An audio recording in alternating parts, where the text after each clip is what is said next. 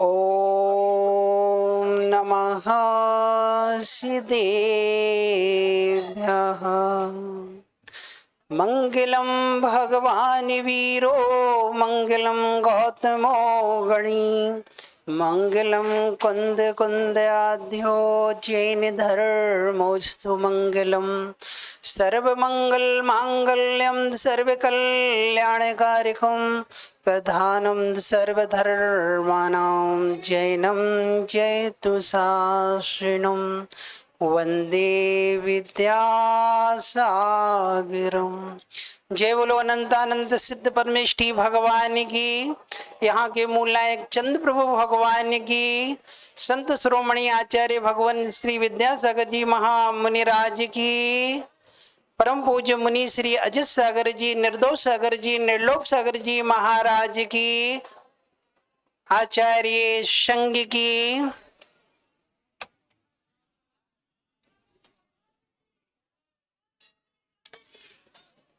अपन यहाँ पर 10 दिन से धर्म ध्यान में लगे हुए हैं, लेकिन अपन 10 दिन से यहाँ पर धर्म ध्यान में लगे हुए हैं, लेकिन अपना जो धर्म है वो 10 दिन का नहीं है।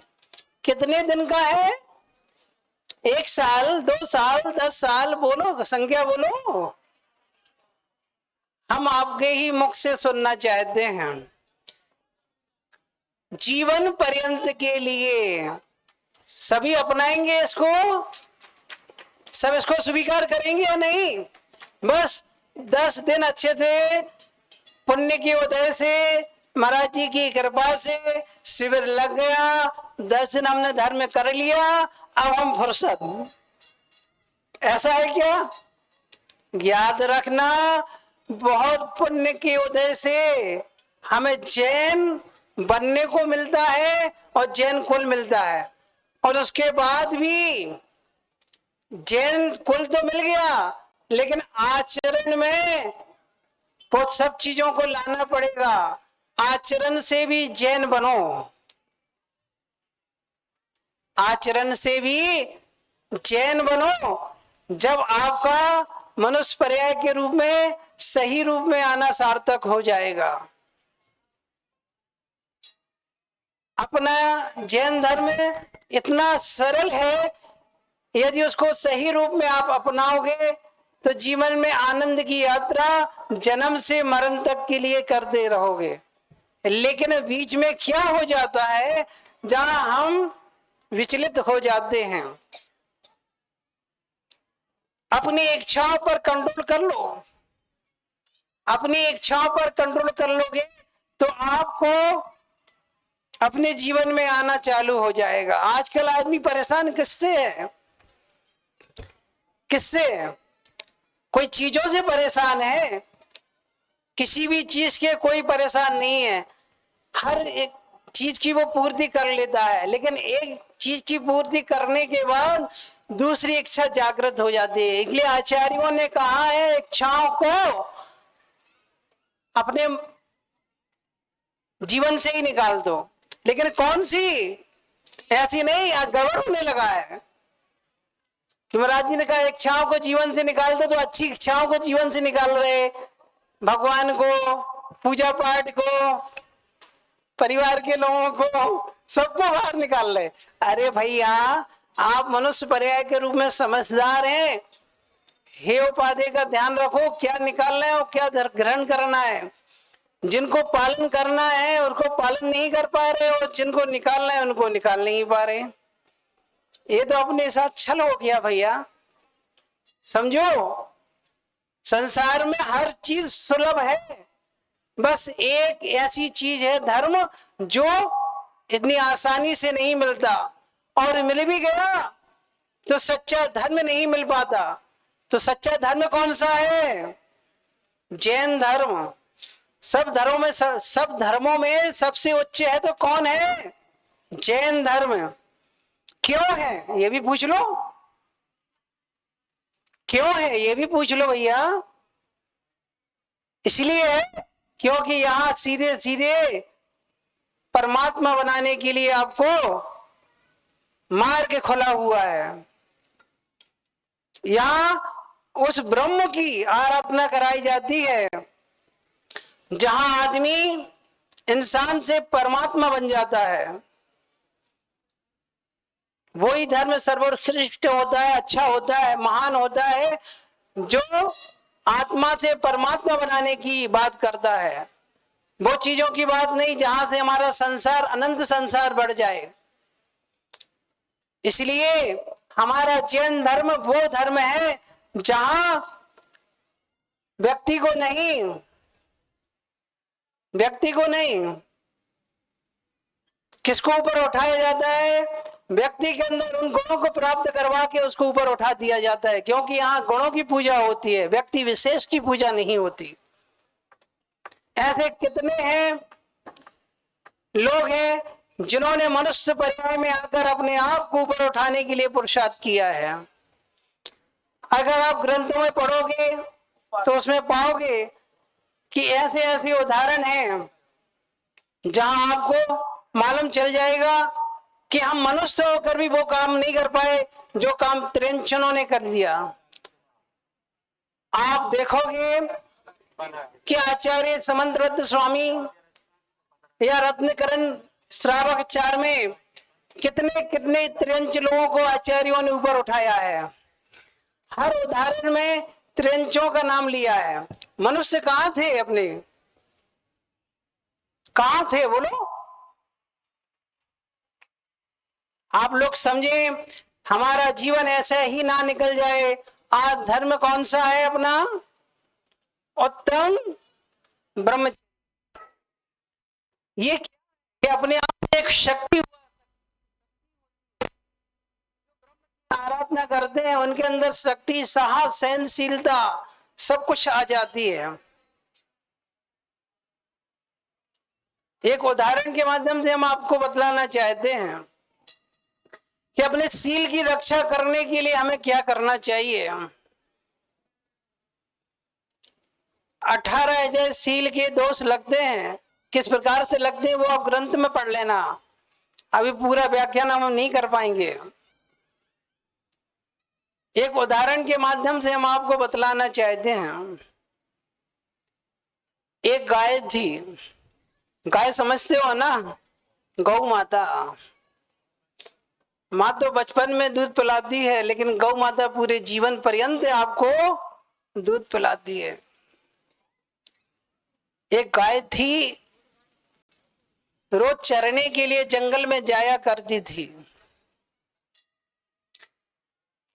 किसी कारण से उसको जाति स्मरण या किसी के संतों के वचन मिले कि ब्रह्मचारी व्रत का पालन करने से अपने कई कर्मों का, किए हुए कर्मों का क्षय हो जाता है और स्वर्ग की यात्रा भी होती है। उस गाय ने कहा, मैं तो प्रसन्नता को लिए हुए हूं, लेकिन कैसे नियम का पालन कर सकती हूं।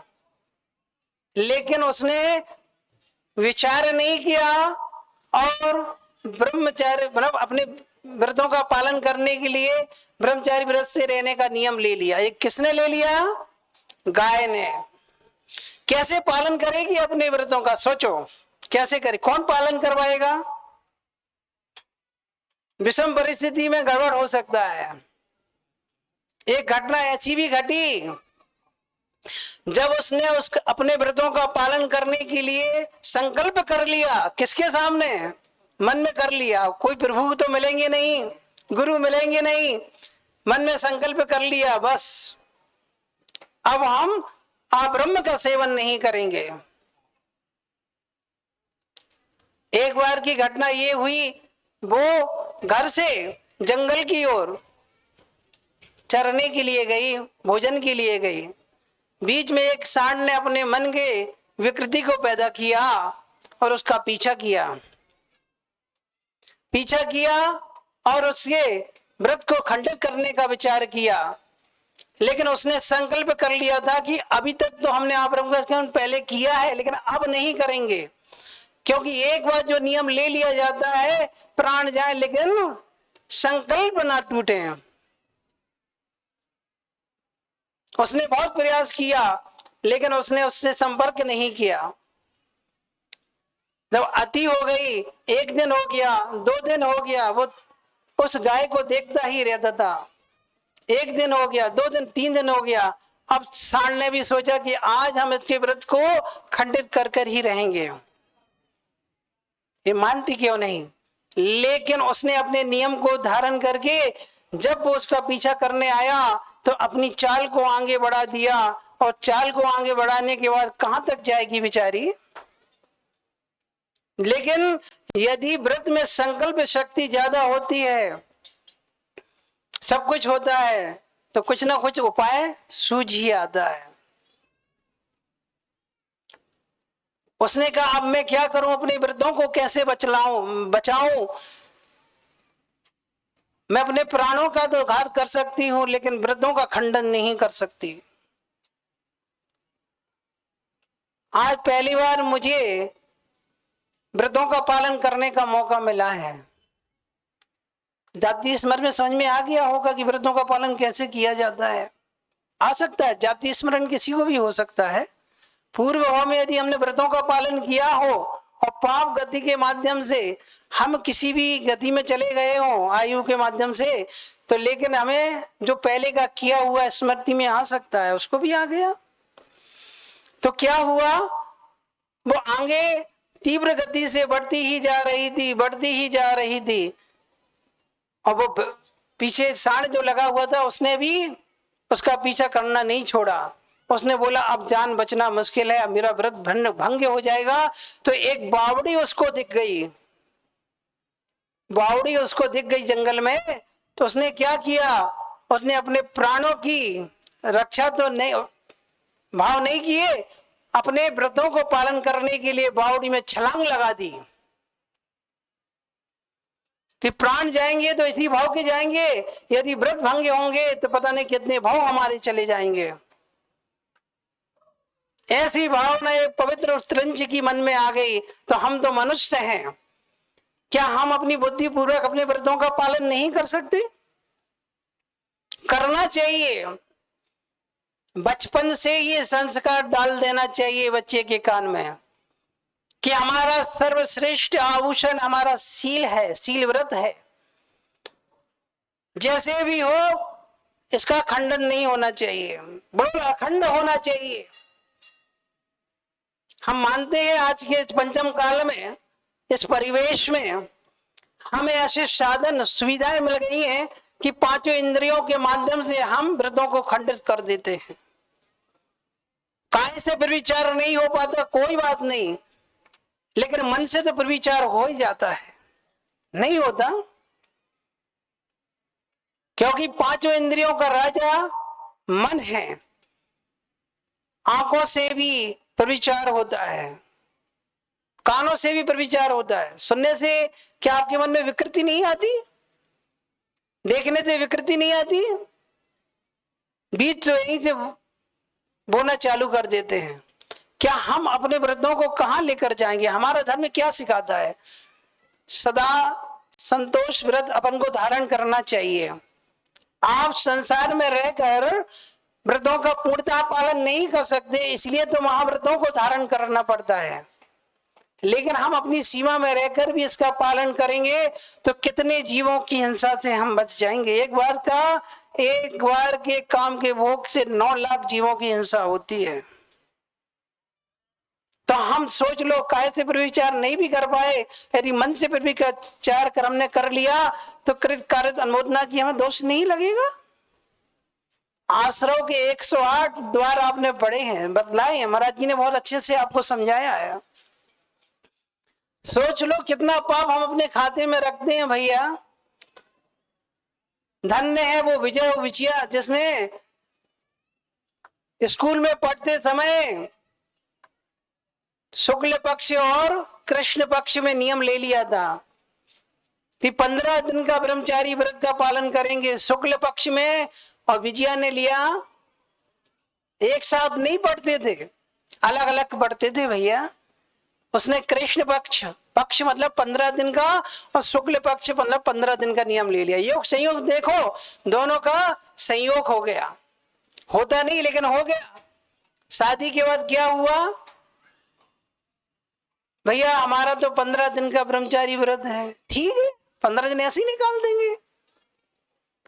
जब 15 दिन पूरे हो गए, अब संसार में आए हैं, शादी की है तो संयोग तो करना पड़ेगा ना भैया।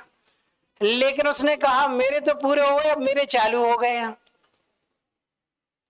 क्योंकि अब 15 दिन के हमारे हैं। तो इन्हें कहा ये तो और अच्छा है, क्योंकि हमारे मन में तो पहले से ही विकृति नहीं आती, और योग संयोग से संयोग मिल गया तो अब तो हमारे वारे नहीं आ रहे हो गए। संकलेश नहीं किया, संकलेश नहीं किया, मन को और पवित्र कर लिया कि हम बहुत सारे पापों से बच गए। अब अपन दोनों मिलकर, संसार में तो पति पत्नी के रूप में है, लेकिन अंदर भाई बहन के रूप में रहेंगे। भाई बहन के रूप में ऐसा व्रत है अपन लोगों का। ऐसा नहीं है कि भोग करो और छोड़ दो, नहीं, संकल्प में शक्ति हुआ करती है।